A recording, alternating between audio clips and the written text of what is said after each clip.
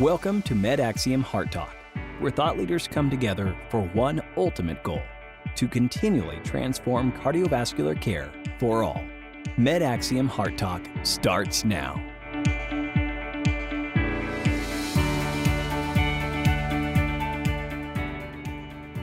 I'm Melanie Lawson with MedAxiom HeartTalk.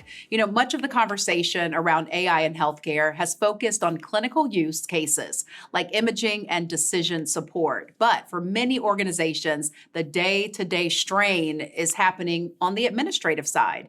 So today we are talking with Jacob Corbell, the CEO of Midwest Cardiovascular Institute. So thank you for joining us today. Thanks for having me. All right, so we've been talking a lot about AI. I think it will continue as it evolves and we go down that road with it. But on the administrative side, talk to me about why do you think that admin really is the area to leverage right now? Yeah.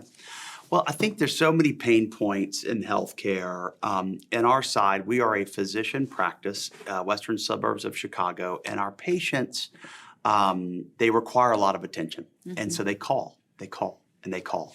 And we have 1,000 phone calls a day. Wow. Our highest is more than that. It's on Mondays and Tuesdays, around 1,200, 1,300 calls a day. A day. I'm sorry, I had to process that. Yeah, it's a big number. And it's hard in a call center environment to find enough employees that want to do that all day, answering phones. Yeah. And so hold times stack up, and there's a number of issues. So we started looking for solutions on the admin side in our call center.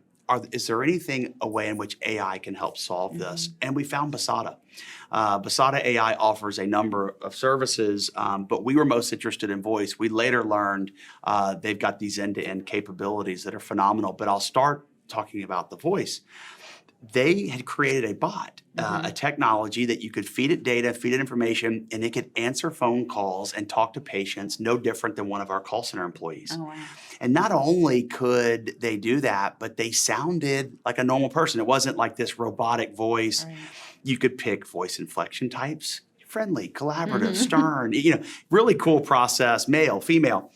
And so we vetted all the language, types. We looked at the different things. You could name it. We polled our physicians and said, what do you want to name it? They ended up wanting to call it Ava. Okay. So Ava now answers the phone at Midwest Cardiovascular Institute. Does the person calling, do they know that it's not a human? Sometimes they do, sometimes they don't. So let's give an example of Ava. Thank you for calling Midwest Cardiovascular Institute.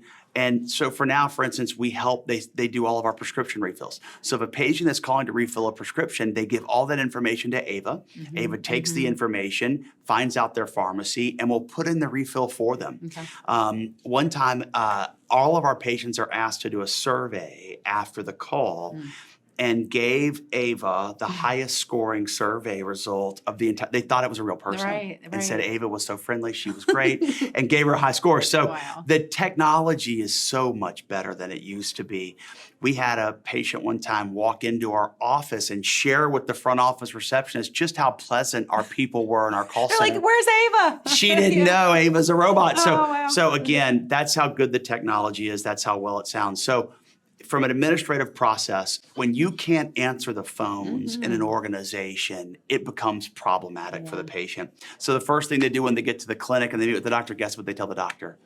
You got to get it fixed on your phone calls. Right. I waited on hold for 10 minutes, and so it creates this bottleneck everywhere. So, that's where we started with AI, and our abandonment rate now is 1%.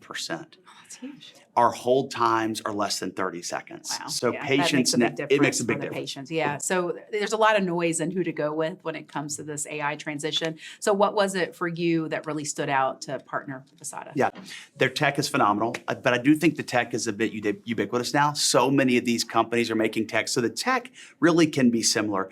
Basata separates itself. They do have superior tech.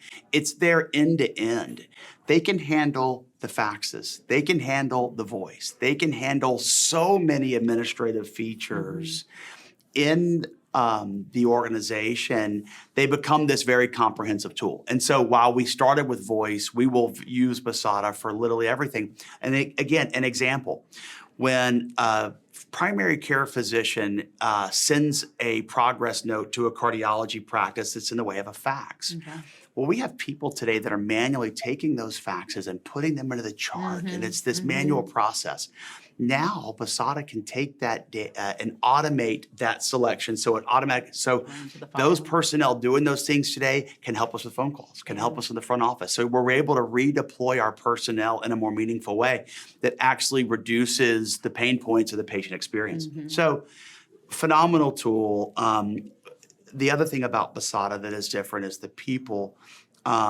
Their founders, their leaders, the team they're building, they've got this humility, they've got this can-do attitude.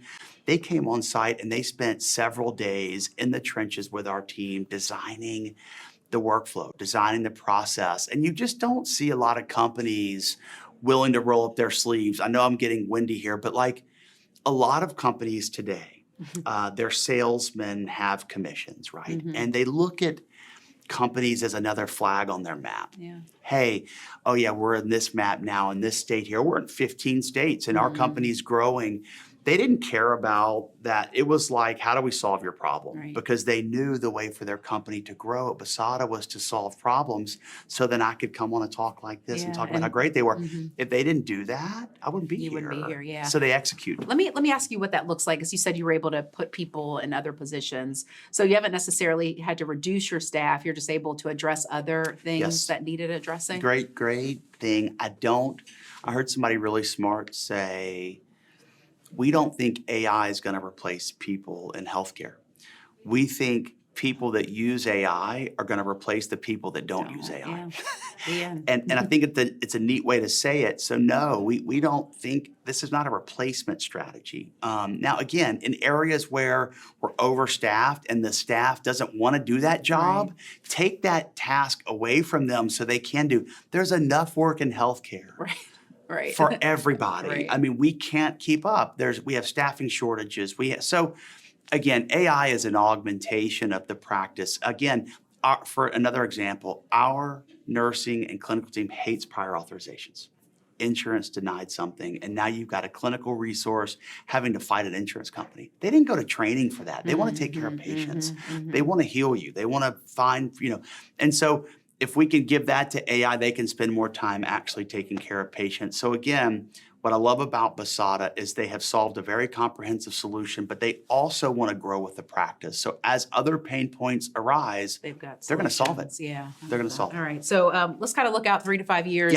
I say that, but then I'm almost like 1 to 3. Everything's changing so rapidly. But if AI really delivers on some of the things that you expect when it comes to cardiac and cardiology administration, what does an independent practice like MCI and the groups joining Cardiosphere actually look like? Yeah, great. I'm glad you brought up Cardiosphere. I mean, I think what we did at MCI was we took a big group of physicians out of hospital employment and into private practice, which is a very scary thing in our industry today. A lot of physicians that would rather be back in control and in charge of their own practice, their own care delivery, really can't because they don't have all the administrative stuff. So Cardiosphere is going to be able to provide that for doctors where the physicians own 100% of their practice. Cardiosphere can serve up all those technologies, and Cardiosphere will be armed with AI.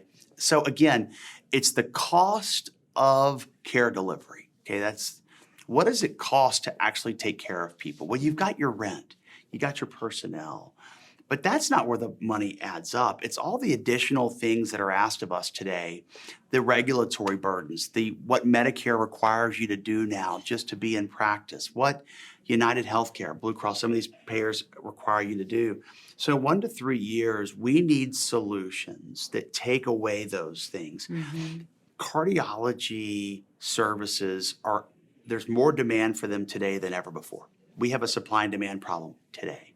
Well, the next 10 years, that number is going to keep growing. 10,000 people are turning Medicare age every day. The baby boomers are getting older. There's a shortage today. The predictions look scary. American Heart says in the next 10 years, 61% of Americans have heart disease.